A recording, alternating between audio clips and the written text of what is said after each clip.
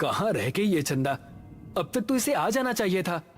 पुनीत ने अपनी घड़ी में टाइम देखा तो 9 बज चुके थे और उसने जैसे ही पीछे पलटकर देखा, चंदा खड़ी मुस्कुरा रही थी। बदमाश, डरा दिया ना हमका। देखो हम तुम्हारे लिए क्या लाए हैं। ऐसा कहकर उसने अपनी जेब से एक डिबिया निकाली।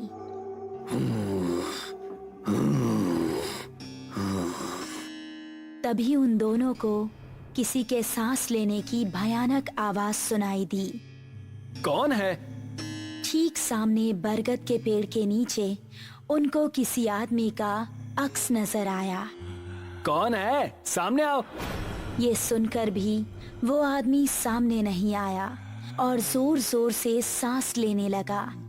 अभी देखते हैं कौन ससुरा है। ये कहकर पुनीत उसके पास जाने लगा। जैसे ही पुनीत उसके पास पहुंचा, उसने भी 2 कदम आगे बढ़ाकर पुनीत का गला पकड़ लिया। उसको देखकर पुनीत और चंदा दोनों का दिल दहल गया। उस आदमी की गर्दन कटी हुई थी और थोड़ी सी खाल में अटकी लटक रही थी। चंदा चिल्लाई और गांव की तरफ ऐसी भागी कि उसने पलटकर नहीं देखा। गांव पहुंची तो उस टाइम पुनीत के पिता घर के बाहर थे। अरे चंदा बिटिया, इतनी डरी हुई काहे लग रही हो? वो पुनीत। चंदा ने हाफते हुए उनको पूरी कहानी सुनाई। पुनीत के पिता ने अपने साथ कुछ आदमियों को लिया और चंदा उन सभी को लेकर उसी जगह पर पहुंच गई।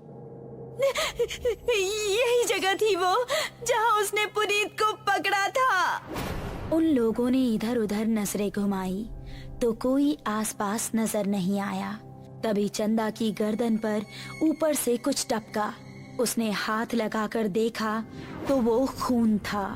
पेड़ की डाली के ऊपर पुनीत की बिना गर्दन की लाश टंगी हुई थी और उससे खून टपक टपक कर नीचे गिर रहा था। शहर से दूर एक छोटा सा गांव सरूपुर। रात के समय सभी अपने अपने घरों में आराम कर रहे थे। बाबूजी, हम जरा अपने दोस्त महेश से मिलकर आ रहे हैं। उसकी तबीयत जरा ठीक नहीं है ना? ठीक है, लेकिन जल्दी आना। जी बाबूजी। ऐसा कहकर वो खुश होता हुआ घर से निकल गया। आज तो सारे दोस्त मिलकर मस्त पार्टी करेंगे, मजा आ जाएगा। जंगल का रास्ता पकड़ लेता हूँ, जल्दी पहुँच जाऊंगा।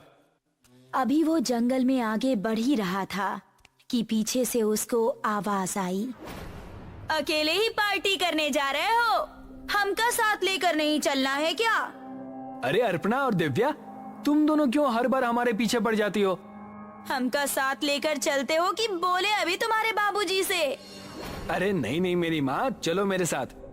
थोड़ी देर चलने के बाद वो तीनों एक जगह पहुँचे जहाँ रामू और महेश बैठे हुए थे। अबे ये क्या, तू फिर से लड़कियों को साथ ले आया? क्या करता है यार, हर बार की तरह इस बार भी धमकाने लगी थी दोनों। अब क्या करें, हम दोनों को भी अब पार्टी की आदत पड़ गई है। चलो थोड़ी सी शराब पी ली जाए। उसने पास ही रखी बोतल खोली और गिलासों में शराब पलटने लगा।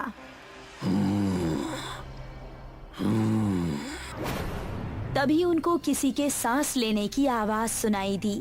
उन्होंने देखा तो पांचों के रोंगटे खड़े हो गए। सामने से कठमुंडू चलता हुआ आ रहा था।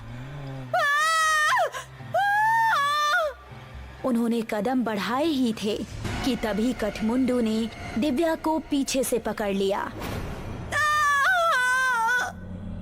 उसने दिव्या को इतनी जोर से कसा कि उसके मुंह से खून निकल गया। बाकी चारों अब बेहद डर गए और वहां से भाग निकले। दिव्या उसकी पकड़ में फंसी दर्द से कराह रही थी।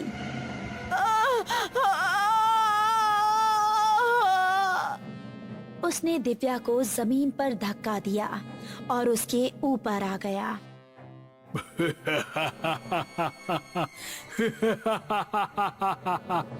उसने दिव्या के सीने में हाथ डाला और उसके सीने से खून की धारा निकल पड़ी।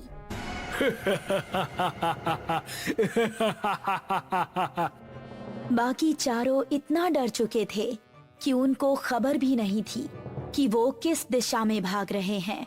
वो काफी देर तक भागते रहे। अब अपर्णा की हालत खराब हो चुकी थी। वो आ जाएगा, रुकने का समय नहीं है। ऐसे कब तक भागते रहेंगे? हम जा कहाँ रहे हैं, कोई बताएगा? हम रास्ता भूल चुके हैं, हमें नहीं पता कि गांव किस तरफ है। क्या कह रहे हो तुम? फिर तो हम सबका बचना नामुमकिन है। तभी पेड़ के ऊपर से एक हाथ आया और उसने महेश का गला पकड़ लिया। ये हाथ कठमुंडू का ही था। राकेश ने महेश का पैर पकड़कर उसे बचाना चाहा, लेकिन कठमुंडू ने उसको पूरी तरह से ऊपर खींच लिया और वो तीनों चिल्लाते हुए वहाँ से भाग निकले। वो देखो, सामने वो घर, उसके अंदर चलते हैं।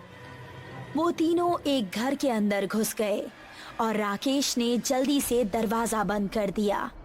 तभी कोई जोर जोर से दरवाजा पीटने लगा। तीनों का शरीर इस समय बुरी तरह से कांप रहा था। दरवाजे की धम धम उनके दिल को दहला रही थी। तभी खिड़की से कठमुंडू का एक हाथ अंदर आया और उसने अपर्णा का हाथ पकड़ लिया। बचाओ! अगर ये यहाँ है तो दरवाजे पर कौन है? राकेश ने दरवाजा खोला तो सामने गांव के बिरजू काका थे। बिरजू काका जल्दी से अंदर आए। उन्होंने कठमुंडू का हाथ पकड़ा और छुड़ाने लगे। कठमुंडू उनके छूते ही चीखने लगा।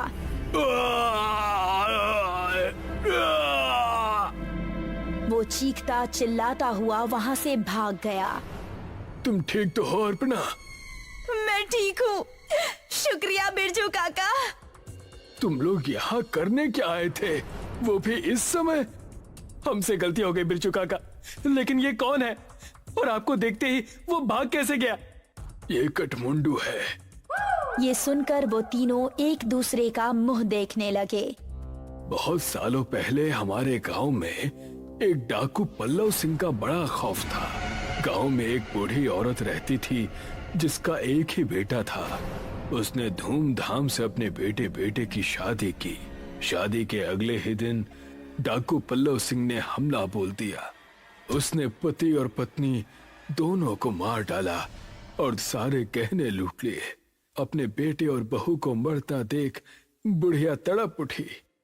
पल्लव सिंह, जिस सोने के लिए तूने मेरा परिवार उजाड़ दिया, यही सोना तेरे लिए अभिशाप बन जाएगा। तू कभी नहीं मरेगा, सिर्फ भटकता रहेगा। और वहां से चला गया। कुछ दिन बाद पल्लव सिंह के ही एक आदमी ने उस पर हमला कर दिया। वो उसकी जगह सरदार बनना चाहता था, लेकिन पल्लव सिंह तलवार के हमले से भी नहीं मरा। उसकी गर्दन आधी ही कटी और थोड़ी सी खाल में अटक कर रह गई। उसने अपने सभी साथियों को मार गिराया। उसने अपने उंगलियों में जितनी भी सोने की अंगूठियां पहनी थी वो गर्म होने लगी और उसके हाथ जलने लगे। बुढ़िया का श्राप अब शुरू हो गया था। उसने सभी अंगूठियां उतार फेंकी और जंगल में भाग गया। तब से अब तक वो जंगल में ही रहता है। मेरे छूने से वो इसलिए भाग गया क्योंकि मेरे हाथ में ये सोने का कड़ा है। ये कहानी सुनकर वो तीनों हैरान रह गए। चलो यहाँ से निकलो, वो फिर से आ सकता है। बिरजू काका को रास्ता पता था, इसलिए वो तीनों उनके पीछे पीछे जा रहे थे। जब वो जंगल की सरहद पर आ पहुँचे थे, तभी कठमुंडू वहाँ आ गया। उसने अपर्णा का पैर पकड़ लिया। चेन भी थी। उसने चेन को उनके गले से उतारी और कठमुंडू की टूटी हुई गर्दन में डाल दी। उसने चेन को गले से उतारने के लिए जैसे ही छुआ तो उसके हाथ भी जलने लगे।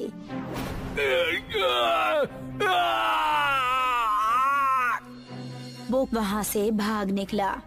उसके बाद वो चारों गांव के अंदर ही जाकर रुके। जब उनको देख गांव वाले इकट्ठा हुए तो उन्होंने सबको अपने साथ बीती हुई घटना सुनाई। वो दिन था और आज का दिन है। गांव के सभी लोग हमेशा अपने साथ सोने की कोई ना कोई चीज जरूर रखते हैं और अभी भी उनको जंगल में कहीं ना कहीं कठमुंडू नजर आता ही रहता है।